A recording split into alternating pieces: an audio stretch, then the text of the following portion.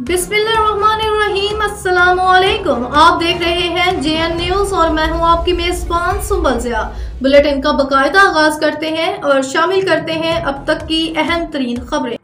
टेंडो आदम report. Rashid Chauhan माहिर तालीम पाकिस्तान, समाजी शख्सियत पाकिस्तान मिर्जा अशफाक बेग और गस्टा के रहनुमा फजलुल्लाह इमरानी ने पारस हाउस पहुंचकर वज़ीर आला सिंध के मशीर सरदार पारस डेरू को उनकी सालगिरह पर खूबसूरत केक, मिठाई और फूलों के हार, गुलदस्ता और तोहफ़े पेश किए और उनको दिल की अथाह गहराइयों से उनको सालगिरह की मुबारकबाद पेश की और अल्लाह ताला से दुआ की कि अल्लाह ताला सरदार पारस डेरू को और उनकी फैमिली को हमेशा हासिद के हसद से महफूज फरमाए, सदा शादोबाद रखे। मोहब्बत का इजहार करने पर वज़ीर आला सिंध का मशीर पारस डेरू ने माहिर तालीम पाकिस्तान, समाजी शख्सियत पाकिस्तान मिर्जा अशफाक बेग और गस्टा के रहनुमा फजलुल्लाह इमरानी का तहे दिल से शुक्रिया अदा किया।